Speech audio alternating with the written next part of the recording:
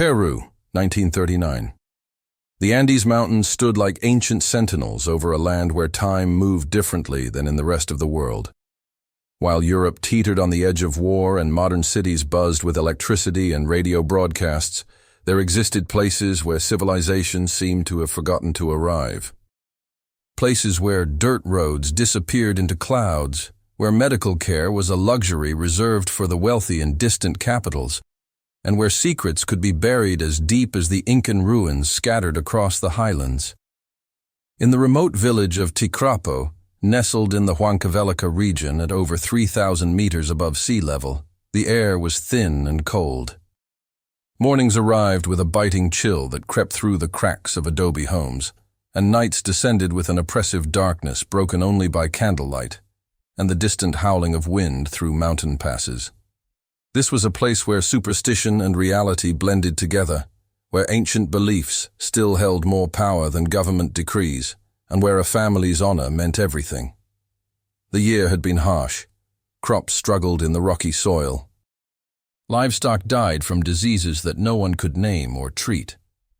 The few travelers who passed through spoke of unrest in the capital, of political upheaval, of a world transforming beyond the mountains.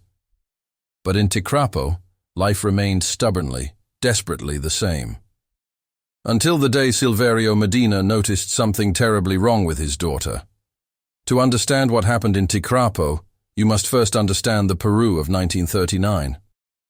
This was a nation of stark contrasts, a country where the colonial past still cast long shadows over indigenous communities.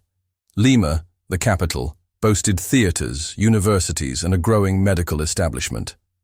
But venture into the Sierra, the mountainous interior, and you entered a different century entirely.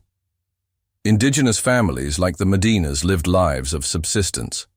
They farmed small plots of land, raised animals, and existed largely outside the reach of government services. Education was rare, especially for girls. Medical care was almost non-existent. When someone fell ill, they relied on curanderos, traditional healers who mixed Catholic prayers with pre-Columbian remedies. In this world, children were expected to work from the moment they could walk. They herded animals, carried water, helped in the fields. Childhood, as understood in modern terms, was a luxury these families couldn't afford. And in this harsh reality, where survival demanded everyone's contribution, children were vulnerable in ways that few outsiders could comprehend. The Medina family was unremarkable by local standards. Silverio Medina worked as a silversmith when he could find work, and as a farmer when he couldn't. His wife Victoria tended to their home and their children in a one-room dwelling with earthen floors and a thatched roof. They had several children, but one would become known to the world in a way that would haunt medical history forever. Her name was Lina Marcela Medina de Jurado. Born on September 27, 1933, Lina was, by all accounts, an ordinary child. Small for her age, with dark hair and darker eyes that reflected the hardship of mountain life. She played with simple toys made from sticks and stones. She helped her mother with small tasks. She existed in that innocent space of early childhood, where the world still held magic, where the weight of reality hadn't yet pressed down. But in early 1939, when Lina was just 5 years old, something began to change. Silverio Medina was a man shaped by the mountains. In his late 30s, his face bore the deep lines of someone who had spent every day of his life fighting against harsh elements. His hands were calloused from work, his back bent from labor. He spoke little, as mountain people often do, but his eyes missed nothing.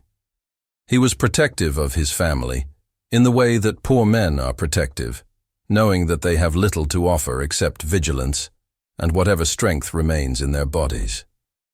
Victoria Medina was younger than her husband by several years, though hardship had aged her beyond her time.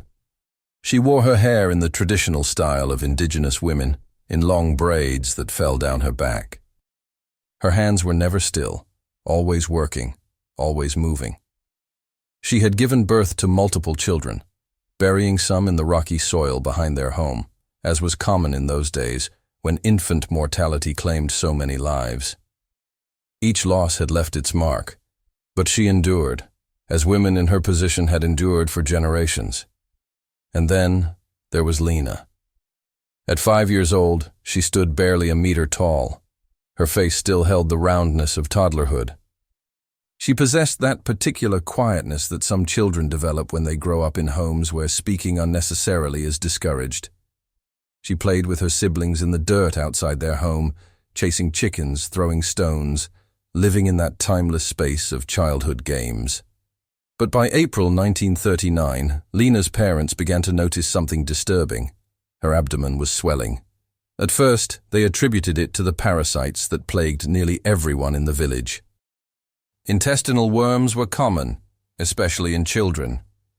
They gave her traditional remedies, bitter teas brewed from mountain plants, prayers to saints whose names had been passed down through generations. The swelling didn't decrease, it grew larger. The village of Ticrapo had no doctor. The nearest medical post was in Pisco, a coastal city that might as well have been on another planet for all the accessibility it offered to mountain villagers. But as Lena's condition worsened, as her small body continued to transform in ways that defied explanation, Silverio Medina made a decision that would change everything. He would take his daughter to Pisco. The journey was brutal. They traveled by foot, then by mule, then by whatever transportation they could find or afford. Mountain paths gave way to valleys, which eventually descended toward the coast. For Lena, weak and confused, the journey must have been agonizing. For Silverio, it was an act of desperation. When they finally arrived at the hospital in Pisco, exhausted and covered in dust, they encountered a world entirely foreign to them. White walls, the smell of disinfectant, doctors in clean coats speaking Spanish with coastal accents that sounded alien to mountain ears. Dr. Gerardo Lozada was the physician on duty that day, a man in his 40s, trained in Lima with additional studies abroad. He had seen many things in his career. Tropical diseases, injuries from mining accidents, the endless parade of poverty's impact on human bodies. But nothing had prepared him for what he saw when he examined the small indigenous girl from the mountains. The initial examination revealed what he had suspected based on the father's description. The child's abdomen was indeed severely distended. Dr. Lozada's first assumption aligned with the parents' thoughts, some kind of abdominal growth, perhaps a large tumor. But as he conducted his examination, as his experienced hands palpated the swelling, he felt something that made his blood run cold. Movement. He felt movement inside the child's abdomen. Dr. Lozada stood very still for a moment, his mind refusing to process what his hands had just detected. He examined Lena again, more carefully this time. He called for another physician. Together they performed additional tests. They took measurements. They asked questions through an interpreter, as the Medinas spoke primarily Quechua. And then came the X-ray. When Dr. Lozada held the developed X-ray film up to the light, what he saw would haunt him for the rest of his life. Inside the body of this 5-year-old child, barely more than a baby herself, was a fully formed fetal skeleton. Lena Medina was pregnant, not with a tumor, not with parasites, not with any disease that had a name or a cure.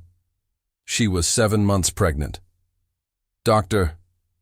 Lozada's hands trembled as he set down the X-ray.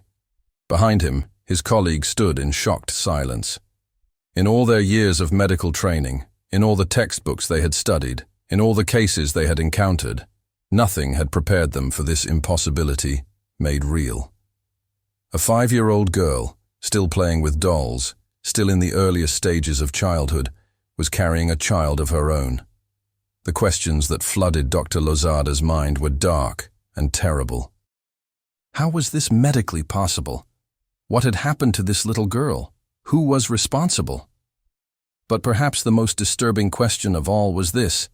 In a remote village where everyone knew everyone, where families lived in close quarters and secrets were supposedly impossible to keep, how had no one noticed? How had this gone undetected until now? As Dr. Lozada picked up the telephone to contact the medical authorities in Lima. as he prepared to document what would become the youngest confirmed case of human pregnancy in medical history. Lina Medina sat quietly in the examination room, her small hands folded in her lap, her dark eyes staring at nothing in particular. She didn't understand what was happening. She couldn't comprehend the storm that was about to descend upon her life, the attention that would come, the questions that would follow her forever. All she knew was that her stomach hurt, and she wanted to go home. But home, as she had known it, no longer existed. The moment Dr. Lozada picked up that telephone, Lina Medina's life changed forever. The girl, who should have been playing in the dirt outside her adobe home in Ticrapo, was about to become the center of a medical mystery that would shock the world. And the darkest questions were yet to be asked. The telephone call from Pisco to Lima traveled along crackling lines, carrying news that would ripple through the medical community like an earthquake.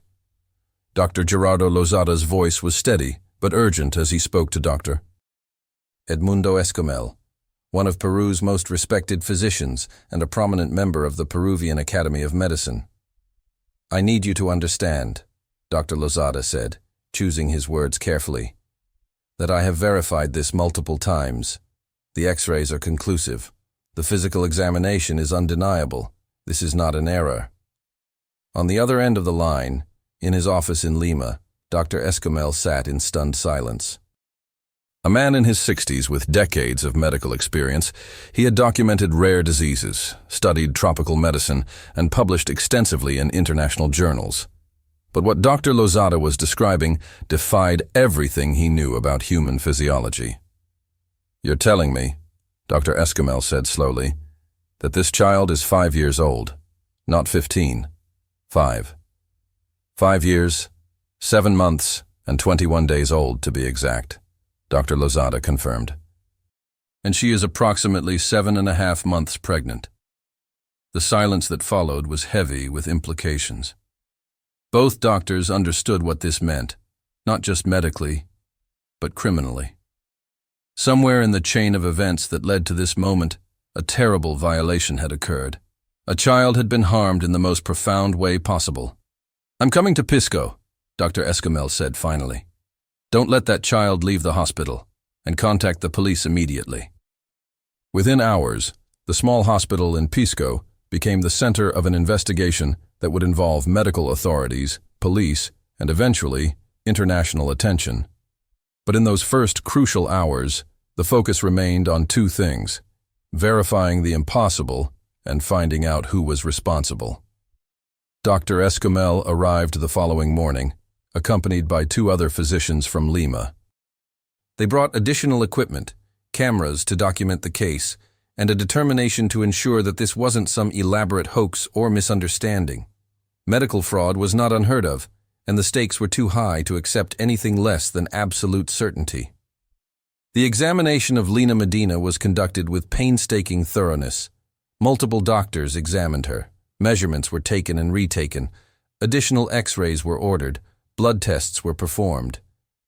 Every aspect of her physical development was documented with clinical precision. What they found was as medically fascinating as it was deeply disturbing. Lina Medina was experiencing a condition called precocious puberty, an extremely rare disorder where a child's body begins sexual development at an abnormally early age. In Lina's case, the onset had been extraordinarily premature. Medical records would later show that she had begun menstruation at the age of 8 months old. By the time she was 4, her body had developed in ways that typically don't occur until the teenage years. But understanding the medical mechanism didn't answer the darker question that haunted everyone involved. How did she become pregnant? The police arrived at the hospital that same afternoon. 2 officers from the local precinct, accompanied by a detective from Lima, who specialized in cases involving children. They were grim-faced men who had seen the worst of human nature in their work, but even they seemed shaken by the circumstances. Silverio Medina, Lina's father, was immediately placed under suspicion. This was standard procedure in such cases. Statistics were brutal and clear. When a young child was harmed in this way, the perpetrator was almost always someone within the family circle: a father, a brother, an uncle, a close family friend. Strangers rarely had the access and opportunity that such violations required. Silverio was taken to a separate room for questioning. Through an interpreter who spoke Quechua, the detective began asking questions that grew increasingly direct and accusatory. Where was Silverio on specific dates? Was he ever alone with his daughter? Had anyone else had access to the child?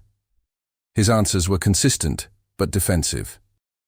He maintained his innocence repeatedly, his voice rising with indignation and fear. "I would never harm my daughter," he said, his weathered hands clenched into fists. "Never. I brought her here to be healed. Why would I do that if I'd done something wrong?" It was a logical argument, but the detective had heard logical arguments from guilty men before. Silverio Medina was arrested on suspicion of assault and incest. He would spend the next several weeks in custody while the investigation continued. Lena's silent testimony. The most crucial witness to what had happened was Lena herself. But extracting testimony from a 5-year-old child, especially one who spoke primarily Quechua and came from a culture where speaking to authorities was foreign and frightening, proved nearly impossible. Child psychologists were brought in, a rare resource in 1939 Peru. They attempted to interview Lena using techniques that were rudimentary by modern standards, but represented the best practices of the time. They used dolls, drawings, gentle questions designed to help her communicate what had happened. But Lena remained largely silent. She didn't cry. She didn't show obvious signs of trauma. She simply sat quietly, her small hands folded in her lap, occasionally playing with a doll she'd been given, her dark eyes watching the adults around her with an expression that was difficult to read. Was it fear, confusion, or had she retreated somewhere inside herself where the questions couldn't reach? The doctors noted her unusual calm. Some interpreted it as shock. Others wondered if she truly understood what was happening to her.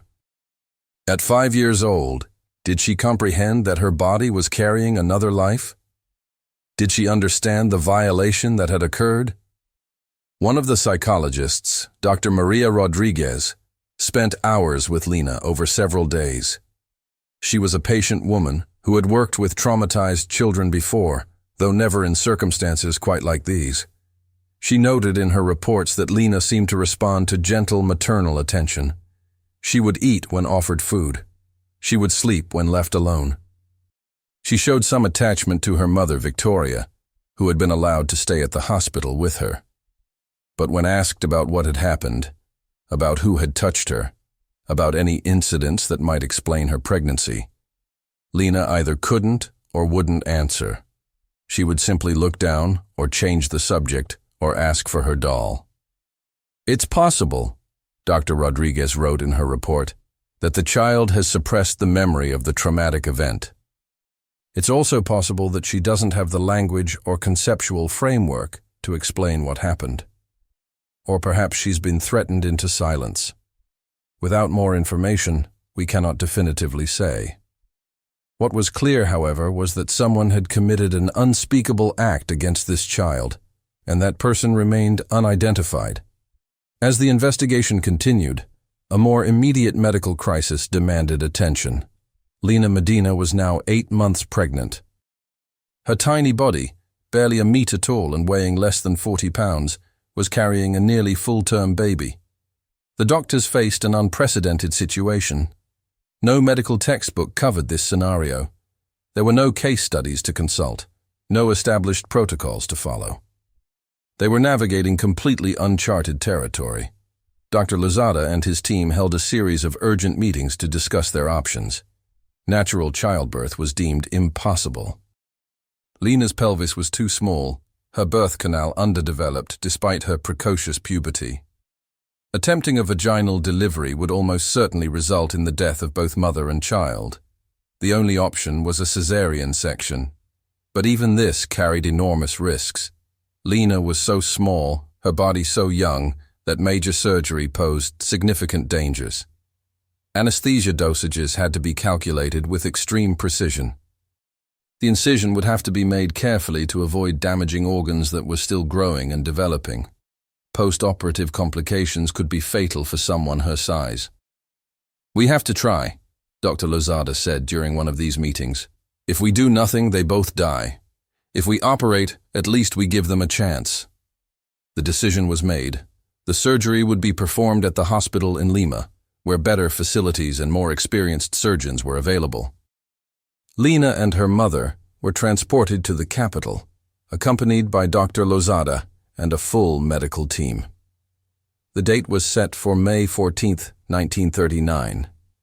The operating room at the Hospital de Lima was prepared with meticulous care. Dr. Lozada would perform the surgery, assisted by Dr. Bussalou and Dr. Coloreta, two of Lima's most skilled surgeons. Nurses stood ready with instruments, blood for transfusion, and emergency medications. Lina was brought in on a gurney that seemed far too large for her small body.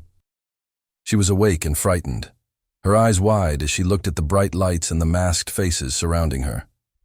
Victoria had been allowed to stay with her until the last moment, whispering words of comfort in Quechua, stroking her daughter's hair. The anesthesia was administered. Lina's eyes slowly closed. Her breathing steadied into the rhythm of unconsciousness. Dr. Lozada made the first incision. What happened over the next 45 minutes would be documented in medical journals and discussed in universities around the world for decades to come. The surgery was technically complex, but proceeded without major complications. The incision was made in the lower abdomen. The uterus, disproportionately large within Lina's small body, was carefully accessed. And then, at approximately 8:30 a.m. on May 14, 1939, Dr. Lozada delivered a baby boy. The child weighed 6 pounds. He was healthy, crying lustily, his lungs strong and clear. By all measures, he was a normal newborn baby. Except for one extraordinary fact: his mother was 5 years, 7 months, and 21 days old. The operating room fell silent except for the baby's cries. The nurses and doctors stood frozen for a moment, the reality of what they had just witnessed settling over them like a heavy blanket. They had just delivered a baby from a kindergarten-aged child. Dr. Yatai. Lozada cut the umbilical cord with hands that had performed hundreds of deliveries, but had never trembled quite like this. The baby was handed to a nurse, who wrapped him in blankets and took him to be cleaned and examined. The surgery continued. Lina's uterus was sutured closed. The incision in her abdomen was carefully stitched. Throughout the procedure, her vital signs remained stable. Against all odds, the little girl who should not have survived this ordeal was surviving it. When Lina was wheeled into recovery, still unconscious from the anesthesia, Dr. Lozada stepped out of the operating room and removed his surgical mask. His face was pale, his eyes haunted. A nurse asked if he was all right. "I've just delivered a baby from a child," he said quietly. How could anyone be all right after that?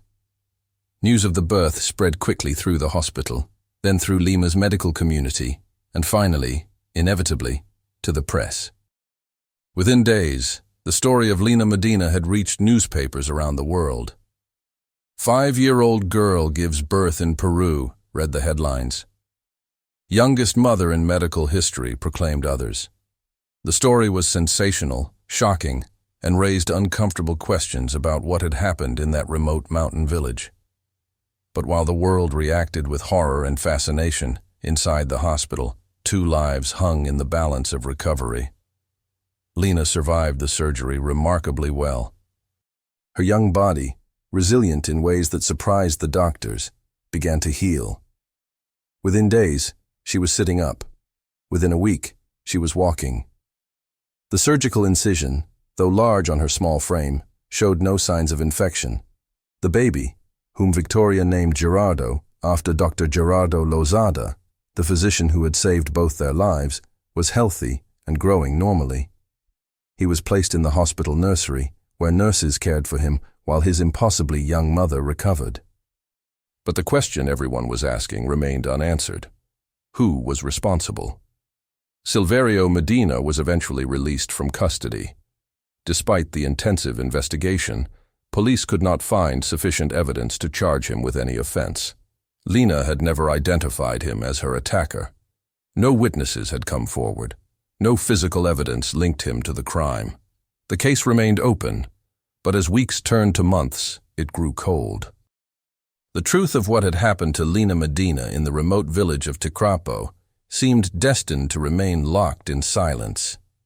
As Lena prepared to leave the hospital with her mother and her son, who the world thought was her brother, Dr. Escamel sat in his office preparing his report for the Peruvian Academy of Medicine and for publication in international medical journals. He had documented everything meticulously: the X-rays, the surgical reports, the developmental assessments. He had created a case study that would be cited in medical literature for generations. But even as he wrote, questions haunted him. How had this happened in a village where everyone knew everyone? In a culture where families lived in close quarters, where privacy was almost non-existent? How had no one noticed a 5-year-old girl's pregnancy until the 7th month? Who had violated this child? Was it truly her father, despite the lack of evidence? Was it another family member? A neighbor? Someone from outside the village? Or had there been a conspiracy of silence, a collective decision by the community to protect the guilty party? And perhaps most disturbingly, was Lena Medina the only victim? Or were there other girls in remote villages across Peru, across South America, across the world, suffering similar fates in silence? Dr. Escamel put down his pen and looked out the window at the streets of Lima. Somewhere out there, a criminal walked free. Somewhere, the person who had destroyed a little girl's childhood remained unidentified and unpunished. The medical mystery had been solved. The surgery had been successful. The case would be published and studied. But justice? Justice remained as distant and unreachable as the peaks of the Andes Mountains, where this tragedy had begun. In the weeks following Gerardo's birth, the Hospital de Lima became besieged by a different kind of invasion. Journalists from around the world descended upon Peru's capital, desperate for interviews, photographs, and any scrap of information about the youngest mother in recorded history. Telegrams arrived daily from medical institutions across Europe and North America. Universities wanted to study Lena. Medical journals demanded detailed reports. Film companies offered money for the rights to tell her story.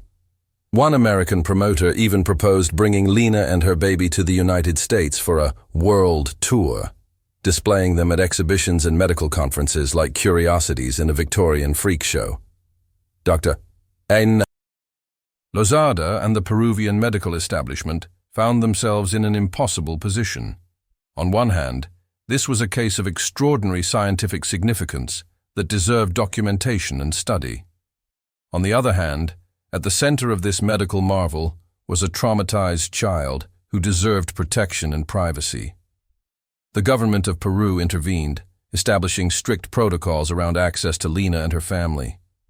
No photographs of Lena's face would be released to the press. No journalists would be allowed direct interviews. The family's location would be kept confidential. These protections were unprecedented for the time and spoke to the genuine concern that at least some authorities felt for the child's welfare. But despite these measures, the story continued to spread. Newspapers in New York, London, Paris, and Berlin ran front-page stories. Medical journals published Dr. Escamel's findings.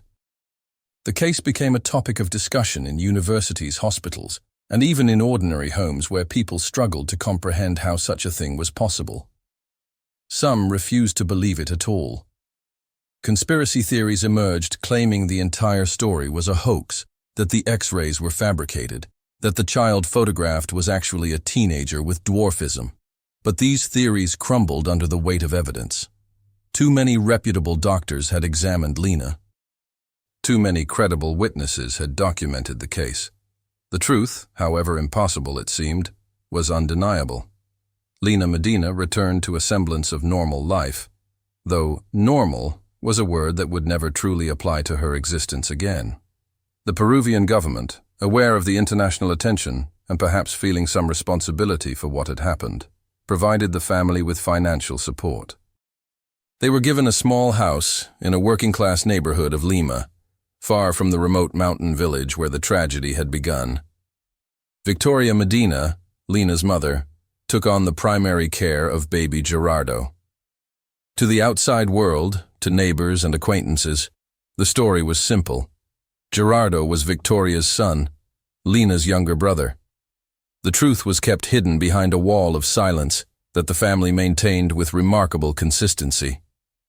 Lina herself returned to being a child, as much as that was possible. She played with dolls, she attended school, starting late but learning to read and write. Photographs from this period, kept in medical archives, show a small girl with a serious expression, her dark eyes revealing nothing of the trauma she had endured. But she bore a scar, a vertical line on her abdomen that would remain with her for life. It was a physical reminder of the impossible thing her body had endured, a mark that could never be hidden from herself, even if the world forgot. Dr. Lozada maintained contact with the family over the years, following up on both Lina and Gerardo's health.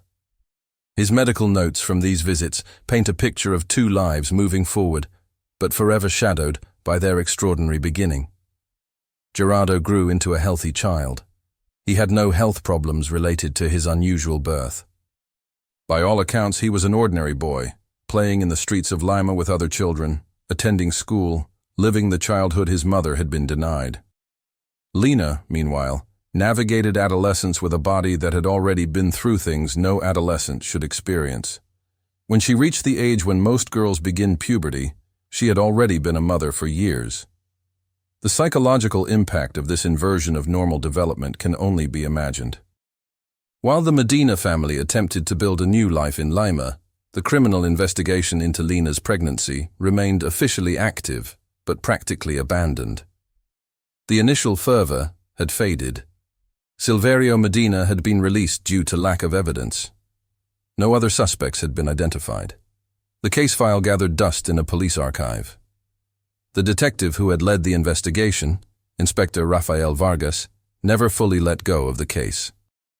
In interviews conducted years later, he expressed frustration that bordered on obsession with the unsolved crime. "Someone violated that child," he said in a 1955 interview with a Lima newspaper. "Someone committed an act of pure evil, and they got away with it. That failure haunts me to this day." Inspector Vargas had his theories, though he could never prove them. He believed the crime had occurred in Tecrapo, in the isolated mountain village where secrets could be kept and outsiders never ventured. He suspected that the community knew who was responsible, but had chosen collective silence over justice. In traditional Andean communities, he explained, there were codes of behavior that superseded national law. Matters were handled internally. Going to authorities, especially outside authorities, was seen as betrayal. If the perpetrator was someone important in the village, a respected elder or a person with power, the community might close ranks to protect them. "Think about what it means," Vargas said. "For 7 months that child was pregnant, and no one said anything. No one reported it. No one sought help until the father himself brought her to the hospital, and even then, he thought she had a tumor. That level of silence doesn't happen naturally. It's enforced." But theories weren't evidence. And without evidence, without testimony, without any concrete leads, the investigation remained frozen in time, as cold as the Andean peaks where it had begun. As Gerardo grew older, the question of what to tell him became increasingly urgent. He had been raised believing Victoria was his mother, and Lina was his sister. It was a comfortable lie, one that protected him from a truth that no child should have to bear. But secrets have a way of surfacing, especially secrets that had been documented in medical journals and reported in newspapers around the world. When Gerardo was 10 years old, approximately the same age his mother had been when she gave birth to him, he learned the truth. The exact circumstances of this revelation have never been fully disclosed.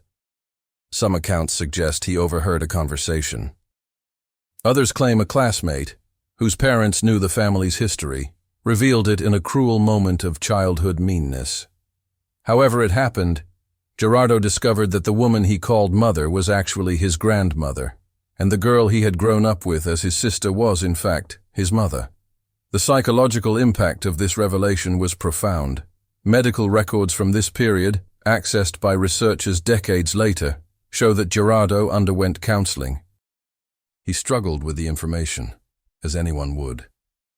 How does a 10-year-old child process the knowledge that his mother was only 5 years older than him?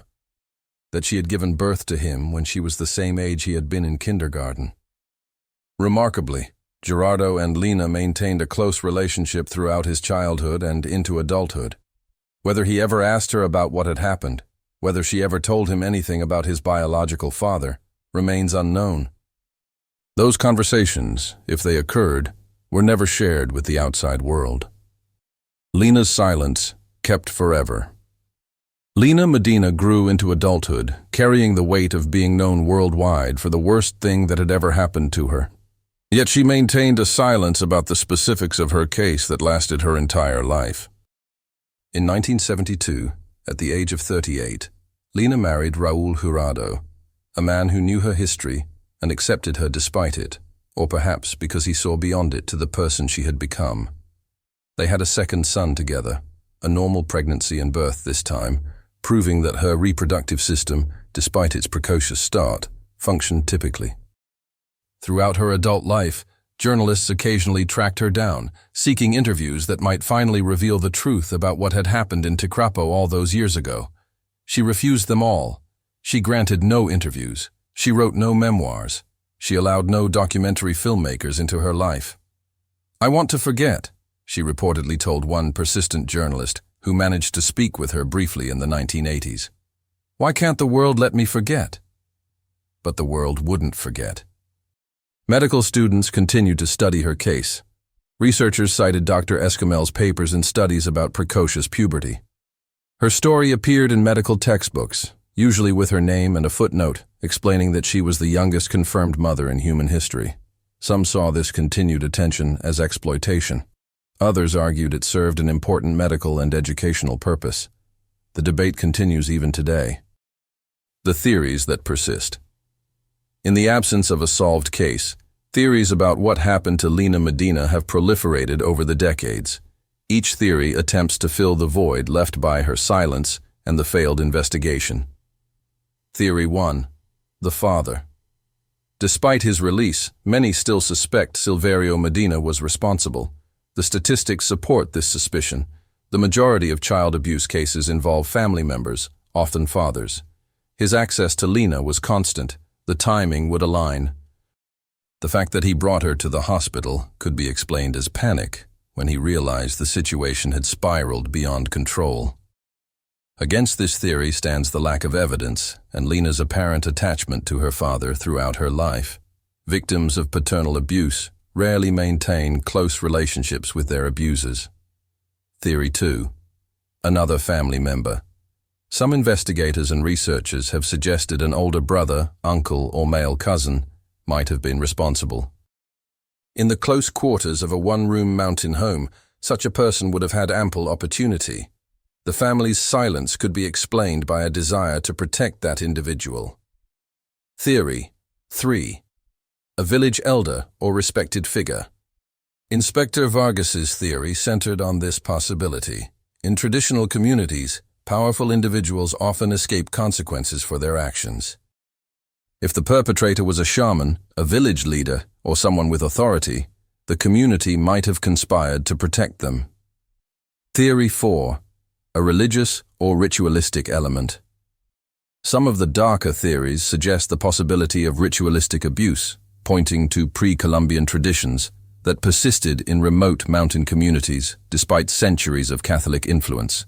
However, no evidence has ever emerged to support this theory, and most historians dismiss it as sensationalist speculation. Theory 5. Multiple perpetrators or trafficking. The most disturbing theory suggests Lena might have been a victim of child trafficking or systematic abuse by multiple individuals. The absolute silence maintained by the community could indicate a network of perpetrators with vested interest in keeping the crime hidden. None of these theories have been proven. None can be, unless Lena Medina herself chooses to speak, and after more than 8 decades of silence, That seems unlikely. The case of Lina Medina changed medicine, law, and society in subtle but important ways. Medically, it forced the scientific community to reconsider assumptions about human development. Precocious puberty, while rare, became a more recognized and studied condition. The case prompted earlier screening for sexual development disorders in children and better understanding of the physiological mechanisms that can cause such early maturation. Legally, Peru strengthened its laws regarding crimes against children in the years following the case. While it's impossible to draw a direct line of causation, the international attention on Peru's failure to identify and prosecute Lina's attacker contributed to broader reforms in how authorities handled such cases. Socially, the case became a dark reference point in discussions about child protection, the vulnerability of children in isolated communities, and the failures of systems designed to protect the innocent. But perhaps the most important legacy is simply this: Lina Medina survived. Against all odds, she lived through a trauma that would have destroyed many adults, let alone a 5-year-old child. She built a life. She found love. She raised a second son. She endured. Her silence, which frustrated investigators and journalists, can also be seen as an act of remarkable strength. She refused to be defined solely by the worst thing that happened to her. She refused to perform her trauma for an audience. She chose, as much as anyone in her position could choose, to live her life on her own terms. Gerardo, Lina's first son, grew into adulthood and lived a relatively normal life. He died in 1979 at the age of 40 from a bone marrow disease. His death was not related to the circumstances of his birth, but it was nonetheless a tragedy that Lina had to endure, burying the child she had born at 5 years old. Lina Medina continued living in Lima, largely unknown to her neighbors and the younger generations who had never heard her story. She became, in her later years, simply another elderly woman in a city of millions, her extraordinary past invisible to those who passed her on the street. The last confirmed photograph of Lina was taken in 2002, when she was 68 years old. It shows a woman with gray hair and glasses, her face lined with age, her expression neutral. In that photograph, she looks like anyone's grandmother. Only the scar on her abdomen, hidden beneath her clothing, marked her as different. As of the last reliable reports, Lina Medina was still alive, in her 90s, still silent about what happened in that mountain village so long ago. The criminal who violated her, if they ever lived to old age, is certainly dead by now. The villagers who might have known the truth have passed away. The secrets of Ticrapo have been carried to graves scattered across Peru. The case remains officially unsolved. Justice was never served. The truth was never fully revealed. But Lina Medina survived, and in a story this dark, survival itself is a form of victory. The story of Lina Medina forces us to confront uncomfortable truths about the world. It reminds us that children are vulnerable, that evil exists in places we'd prefer not to look, and that justice is not always served no matter how much we wish it were. It also reminds us that victims are more than their victimization. Lina Medina was not just the youngest mother in history. She was a daughter, a sister, a wife, a mother to a second child, a person with hopes and dreams, and a life that extended far beyond that terrible moment in Ticrapo. Her story has been told in medical journals, documentaries, and now here. But the full story, the complete truth of what happened to her and who was responsible, remains locked in her silence. Perhaps that's as it should be. Perhaps, after everything that was taken from her, Lina Medina deserves to keep that one thing for herself, the power to choose what she shares and what she keeps hidden. The world wanted answers. It wanted closure.